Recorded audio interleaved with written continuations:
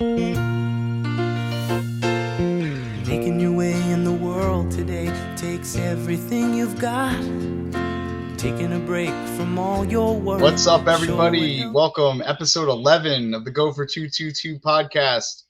Everyone is full and satisfied from last week's Thanksgiving. I hope everyone had a great time, ate a lot of turkey, probably still stuffing down some of those sides. So miss everybody. Hope everyone had an awesome time. Hope everyone enjoyed their fantasy week last week because the league got totally shaken up. So real quick, let's do a quick look around the league. All right. So as always, let me get my screen a little bit bigger here. As always, the battle for the playoffs continue. And in fact, I'm happy to report, if you notice that asterisk right over here, Shitters Full, myself, the Sunday Gravy, and the Pax Mafia have clinched a playoff spot based on the record and remaining schedule. So way to go, Mike and Jackie. You guys have clinched a playoff spot.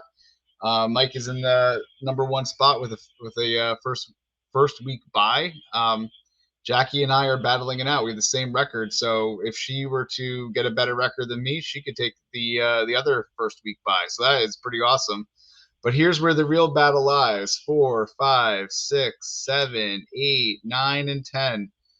I feel like constantly that number 6 spot has been moving up and down, and the Gabagools are in it. Devin's in it. Zach's in it. Everybody is in it. These spots have fluctuated a lot.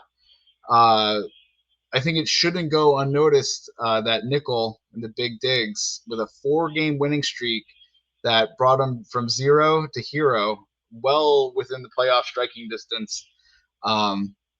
He has been doing excellent. So keep up the good work. Keep fighting, because every game matters. Let's see what the matchups are this week. Again, me and the G-Men, who we'll speak to in a little bit, as a matter of fact, against each other. The Gabagools and Devin, that's a huge match. 5 and 7 matchup. That is humongous. Every match, every matchup is big. Can be on the line. Devin is against Gabagools, like I said, Uncle John and Zach. Nickel and the Pax Mafia. Now remember, the Pax Mafia has already clinched a playoff spot, and Nickel is fighting to keep his spot in the 4th position. A loss by Nickel could really set him back. And that bullshit team, the worst in the first, the two shitters battling it out. And with a win, Uncle Mike could really shake things up in the league with one win in this match. So I'm excited to see where this goes. Episode 11, Go for 222 podcast. When we come back, we're going to get a interview with the G-Men. Stay tuned.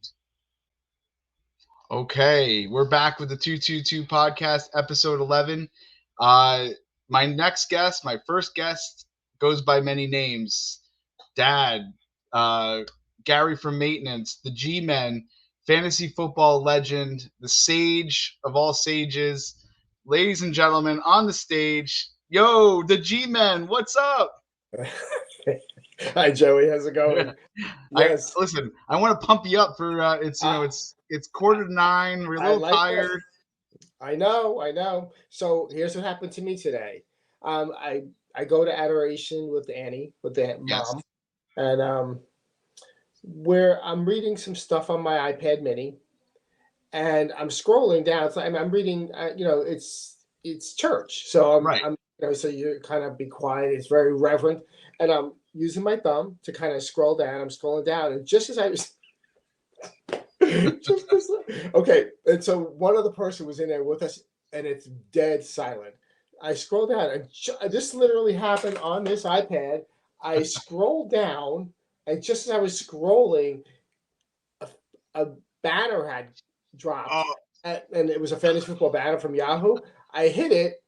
All of a sudden, it goes to a video, and it starts playing loud. So I don't usually use the Mini much. I use my other iPad, but I closed it. I just shut it off, and it went off. My God! And so then I said, I want to go back and just swipe it away. I went back. As soon as I went back, and I just touched it, It came back on again. Annie's looking at me. She'd go, "Oh my God, is that what you do? Do you watch fantasy football while we're at adoration?" Even in Yeah, Adoration Chapel. yeah, we have a That is how wagon. dedicated you are. Yeah, so now you do know what I do at Well, adoration. Well, so with my team, I need prayers. I'm like the lowest scoring team by a lot. I I want to get to that in a second, but so we are in four. For those of you listening at home, we're in 4 leagues together. All 4 of my leagues, 4 of G's leagues. We've been that way for several years now. I've never seen it like this. I feel like for the last month, we have played each other every week in a different league, and you have kicked my ass every week.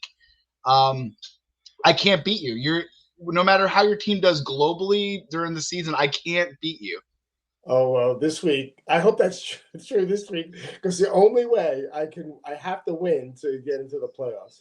But Well, yes, yes, you do have to win.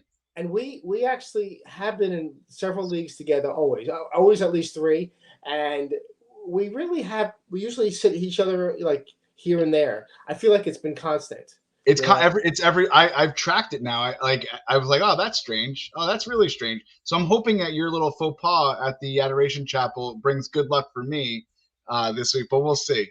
He's a forgiving God. I don't know. So we talked a lot about fantasy football, but you are one of the biggest football fans that I know. And you've always told me that I think that your first football experience was watching Super Bowl III. Is that correct? Yeah. All right. Yeah, and as um, I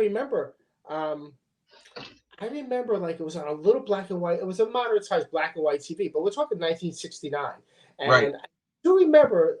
I have this memory. I hope it's true that the okay. So we have such graphics now, and all the 4K, people 8K.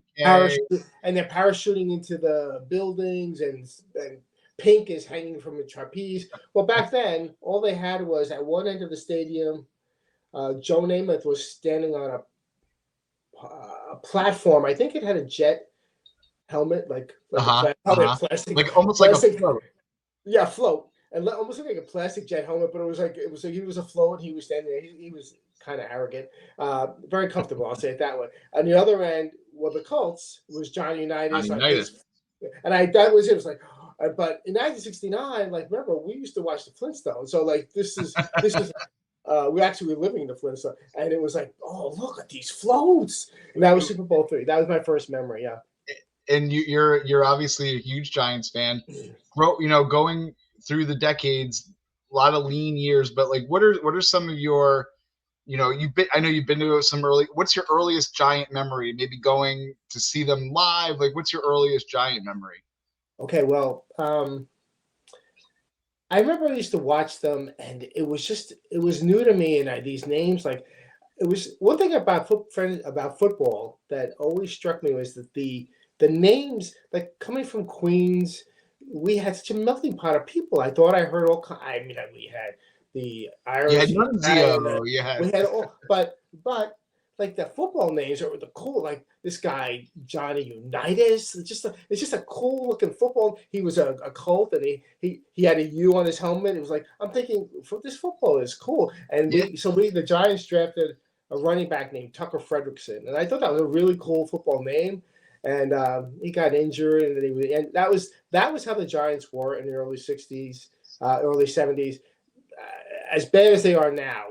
Then and everybody they drafted were Tucker Frederickson was the number one, was like a high pick, maybe not number one, maybe, and he got he had a knee issue, and then he was not the same player ever after that. We had a guy named Troy Archer who was big defensive end, and he was killing it, in college. He came out and he was at a party one day and he stepped on a glass bottle and cut his bottom of his foot. He never was. That's what the Giants were back then. Right. But I think my first memory, one of the most exciting ones, I went to a Giant game in Yankee Stadium. So back very to cool. a certain point, they used to play in Yankee Stadium. Right. And it was really cool. It was like cold, and I'm gonna guess it had to be probably towards earlier than 1973. So it was around that. So it was really, really early in my football career. And and they're playing the St. Louis Cardinals because back then they played in St. Louis, Right. and they were actually in our division, and it was so exciting because it was a close game, and one of my favorite plays was Spider Lockhart, a Spider safety, Lockhart. Spider Lockhart, and he intercepted and ran back for a touchdown, and that won the game. Wow, and that was your first game or one of your first games ever live? My first game, I was at the first game I attended, and it was many years after that I hadn't attended for a while. That really stuck out. That and you obviously you've seen them throughout the the good times. Who are some of the guys that you latched onto in the 80s, 90s, even today? Who are your favorite Giants going forward? All right, probably my favorite Giant is Phil Simms. Yeah. Just because he actually was a lot like Eli didn't have it easy in the beginning, and a lot like Daniel Jones is going through now. He came out of he was highly drafted. He was drafted in the first round from Morehead State, and Right. Nobody ever heard of him. And he really had a tough beginning. They was touch and go, kind of like we all know Daniel Jones, kind of like that. Not quite like Zach Wilson because he eventually won a Super Bowl, but it was a lot like Zach Wilson in that could he, and when he had his breakout game in 1979, I was playing touch football, and on grass, so it's kind of rough touch, and I broke my collarbone. Oh, and wow. So I don't know if I just recently told you the story. I might have just told John. So it was like November 4th, 1979, and I was out playing in the morning behind AT&T. I was playing football, and I dove for something. Some guy's shin ran into my shoulder blade, and I just didn't feel right. So I went to the hospital for 6 hours. But the good news is, though I missed this visually, but the good news was I think that was the first breakout game for Phil Simms. He played Dallas. We lost, of course, but he threw for like confidently to get the confidence to be the guy. Yeah. So he was one of my guys. Tiki Barber is a guy we know in New York sports radio. Yeah. Really down to earth, intelligent guy. Awesome. Very intelligent. Yeah. Loved him. He's actually just today he went from the semifinalist to the finalist for the whole modern day finalist. Yeah, I saw that. Very cool. So that's really good. So yeah, I just like him. I have to say I like Lawrence Taylor and just how he played. He's just a whack job in life, but man, if you saw this guy play, I kind of get these days. I always think that people living today, they think who they see. It's kind of like the millennial generation. They what they see is the best ever. But if you really want to see the best ever, go back and look at Lawrence Taylor's. His game films, and even Reggie White from Philly, who ran and Green Bay. But they were awesome players. They were totally different. Yeah, and whenever you hear anything about the history of the game, I think people make a distinction between LT and then everybody else, and the stuff that he could do. I think Bill Belichick says he's the greatest player he's ever seen. They put Jim Brown up there, but as a pure football player, but LT could mess up the entire game. It was something, but we had to go through. Yeah, absolutely, and we had to go through a lot of lean years to get there. And then the guy, but I think Carl Banks. I love Carl Banks then and now. As an analyst now, but there's a lot of guys like that. Defensive plays, the Giants always had linebackers, right? Up until I guess now, recently, but they always had defensive players. I remember they had a guy named Homer Jones. Homer Jones, that was really, really early in the 70s. He was just Tyreek Hill back then. Hold on a second. Sorry. He was the. If you remember Bullet Bob Hayes from the Cowboys, if you remember hearing about him, these are guys who were just burners. Early in the NFL, there wasn't a lot like that. So these guys were home run hitters, and that's all they did. So there's, I really liked Eli. I really, he had his. I have to admit, I know what Eli was. Eli, borderline Hall of Famer. I'm not really sure because he had those years, and then he had a lot of others. Yeah. I have a high. I have a high standard in naming best of all time and goats and all that. Oh, But we'll do a whole segment on the goat that whole at yeah, another point because you have a yeah, lot to say about that, and I love hearing that. But speaking of goats, to me, and I'm not tooting your own horn. I played a lot of fantasy, 12 years. You have as well. You and Mike are just two of the best fantasy players I've ever seen because of your consistency. And I actually want to empirically prove that for a second. So the folks at home. So I'm going to share something real quick. the folks at Share my screen. I just want everyone to see this. If you can, I'm going to make it a little bigger. This is your fantasy history over the last 11 years. Look at this record. I don't know if you can see it at the bottom. You have a 262 to 193 win-loss record, 57.6. I think in a game that's totally random, that's really good. You've reached diamond level twice. You're a 3-time league winner. You are the real deal. The other thing I wanted to point out was there are some people that are playing this in this league that are crockpot players. They said it, they forget it. You are a chef, and I'm gonna empirically prove that you are God. constantly working, and you don't stop. And I'm gonna again show that here.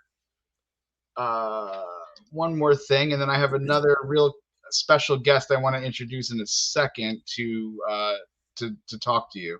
But Oh, let me share this real quick. So when I say that you're the chef, look at everyone's waiver wire moves. People are setting it and forgetting it. In fact, for me, I've had 17 moves all season. That's really low for me. yeah. We have Usually, tens. Look at you at 45 moves. And I'm not saying that as a compared to everybody else. It's almost double from everybody else. I'm not saying that as a bad thing. I'm saying you are constantly working, and you're in the quicksand right now. You need a win, yeah, win and you're in kind of deal. It's almost at that point. You yeah. are always working, and that's how you've always been. And I always admired that. Well, thank you.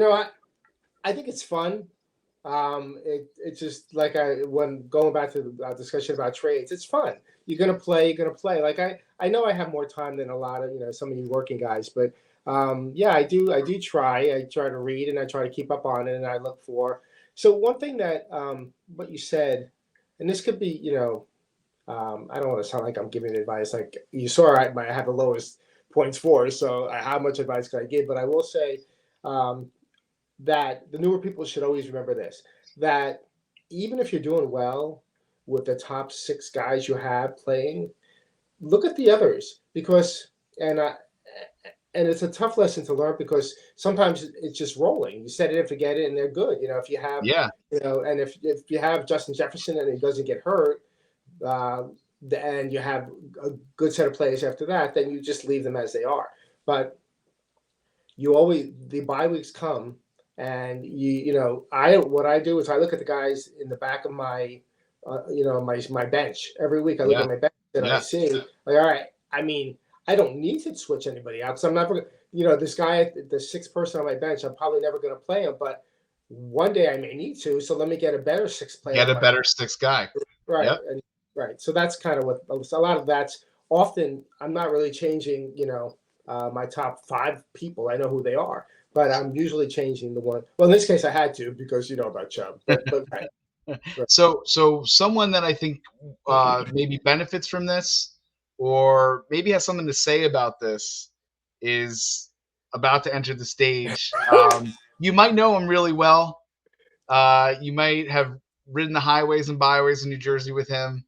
Um, he may or may not have drafted Sam J.P. Ryan because of some influence. I was gonna The boo shitter, Uncle Mike. Mikey.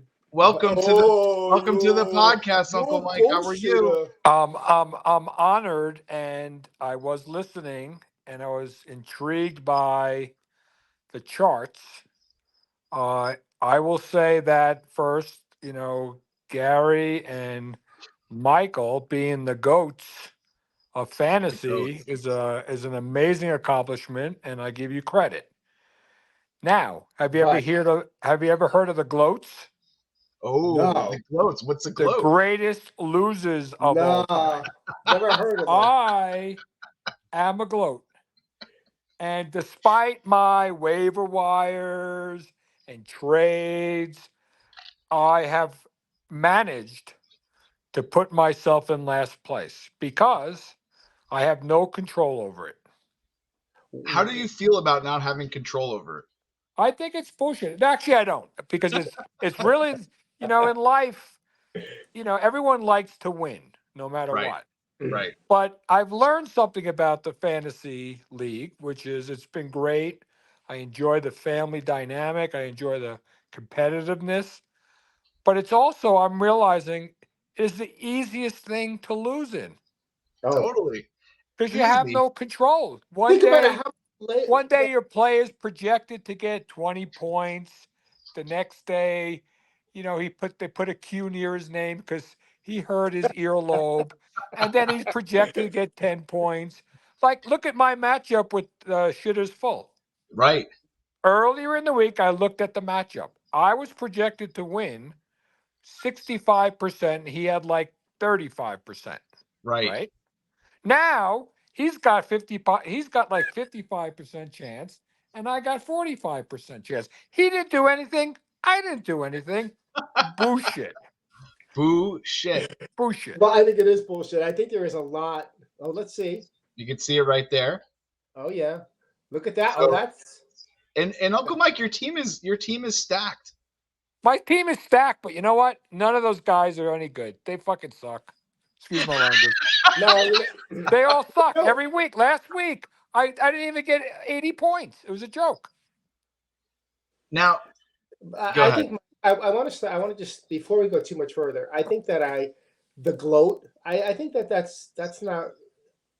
Winning and losing is one thing, but your social social largesse that you have, the really you. I noticed in your team, you give a lot of people who really shouldn't have work. You give them work. So I don't know that you're the greatest loser of all time. You're employing people who on most other teams wouldn't have a job. Like some JP Ryan. Well, here's an example. So I've got rid of Denver defense. I Yep. got rid of Sama J. I knew you'd go there. And then all of a sudden the Denver turns around. They were basically dead, Mike- a dead team. Mike, Then- funny. Yeah. Then I accidentally traded off the Steelers. I lost them in a waiver wire somehow. So I negotiated with Nickel, my best buddy, to Right. trade the freaking Miami, who sucked defense. I traded them, and then the Steelers get like 4 points, and Miami gets like 25 points. Right. But- Against the Jets. Bullshit. Bullshit. I think it's bullshit. Mike, it's funny that you say that because I was thinking about you. I had Denver this week. And look, let me see. Can I put it up there? Denver got 16 points this week. Where do you see them at the bottom? Are they there? Oh, yeah. A little 16 points. Right. So that is luck. I mean, if that really, because you got -1 from Denver all those weeks ago. Now I get 16 points. You know what I think that is? Bullshit. Oh, Well, it's actually, this whole thing is like the stock market. You buy a stock, then you sell it, and then it goes up, and then you buy it again, and then it goes down. It's just like the Yeah. players. They basically, they're all overpaid, uneducated, overpaid morons. oh my Not God. all of them. There's some good ones, but a lot of them are. Don't get canceled on by the NFL, Uncle Mike. We need to I still know. be able They're to not play. morons. They're actually pretty smart that they got them. They making more than I made in my lifetime in I tell one throw. Right. I tell for one throw, right? I tell Mike that like he gets wigged out by a lot of what because he watches. He says, "Why is my projection even on game day?" If I don't even look at it anymore on game day. I look at it towards maybe around 5, maybe a 7. But he watches and the projection's going to go. They change each minute, and I said, Mike, look, these are 24, 25-year-old guys. 26, 27. They're, maybe some of them are cold. They're just playing football, Yes. and they're not machines. And they're just like, there was one guy, I thought I might have talked on this, or maybe it was John, when I was with John before the other day, is one guy had sickle cell anemia that he had under control in every environment except Denver because of the height. Right. See that? And if you're really in tune to like the players and the fantasy, that kind of stuff. And Exactly. you make that. Maybe I'm just deficient. Maybe that's why I'm a gloat. No, I'm going to change you into a goat. Okay, here's what I do every preseason. I say, where's my hand?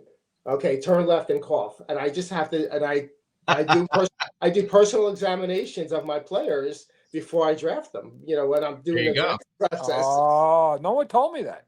Now I want to ask you. So you guys, how long did you guys drive together to AP? I want to know. Did you ever expect this? What was that? What was that trip like? I would say from my perspective, it was very enjoyable. I enjoyed the friendship of the G-Man. Yeah. We talked about some technical things, but we also played games like how many what were they, Woodies? Woodies, yeah. Yeah, the They're woodchucks. not what you think. Not woodchucks. Okay, all right. How many woodchucks we could see along the road? Right. Yeah. Who was a clog? People were clogs, because we had traffic issues. Yes. No, it actually was really cool. And I actually sat next to Mike. I sat next to Mike for a while, right? And then around the corner was Tim McKeon. Exactly. So, right. An all-star team. We had, and there was no such thing as fantasy football back then. No. But Gary you were a Giants fan then. Yeah, absolutely. And I think that contributes. I think his depth of knowledge of football and understanding the way things break. I really do think that is an edge. That's why he's a legend. Well, there's also when we were working, Gary was a DBA, but he was such a master at his job that he'd do what he needed to do in 20 minutes and spend the next 7.5 hours doing the player analysis. Yeah. That happened a lot. No, all right, guys. I'm glad I could bring you two together to talk. And Uncle Mike, I was talking about this at Thanksgiving. I cannot believe you're so engaged still at this stage in the season, and you're. I don't want you giving up now. Well, I'm not. Well, here's the question. I only have one question. What's my percentage chance of making the playoffs? You're one game. I view it as you're one game out. Hold on. So that means there's a chance. When you watch is it the game that's coming up? Is the game one game out? Every game, because from numbers 4 to 10, literally one game separates everybody. Everybody's moving. It's not just about the win. It's about the points that you accumulate too. Okay, so look at those guys for all of 5. It was 5. Is it 5 and 7 or something? Is that what the comment? You're 5 and 7 too, as well. Look at your points scored. If you win, you're going to be as good as anybody else who's won in that bracket. So I can jump back up to like. Oh, but I don't know if you look at the points scored out of all those. I'm the lowest one, but yours is pretty high, I think. If your point scores is higher than you, if you win, and any of them win, but you have a higher point score or top 2, you'll get into the playoffs. Listen, Uncle Mike, if I beat the G-Men and you win, you beat Mike Pisano, you're going to jump up a notch or two based on your points. I'll still be a gloat, though. You're the best kind of gloat, though. I love being a gloat because you know what? It's easy to be a gloat in this league. It is. It really is. You don't have control. I mean, you can pick good players. Unless you're Michael Fasano or Gary Fasano, they freak out. This guy's got a freaking ingrown pubic hair. We need to remove it, and he's going to get 5 less points. That's my specialty. Yeah. Listen, it's a game of inches, right? So it's a game of inches. Well, then you are a gloat. No, there you go. On that note, gentlemen, I wish you guys everybody. the best Good luck luck this week. Good luck. This is a big week Yes. coming into the playoffs. We already have 3 teams that have clinched playoff spots. So more to come. Episode 11, 222 podcast. Thank you so much. Any parting words? Bye now. Well, listen, shitter's full. Shitters Or full. shitters. One of them is going to be, one shitter's going to win. One Well, shitter's going to win. I need one. So I need one of the shitters to win, and it's not you. Well, that's And not that's gonna in the happen, so. beginning. I need a whole set of stuff. But yeah, good luck, everybody. Have fun. Good luck, Bye. everybody. Good Set luck. your lineups.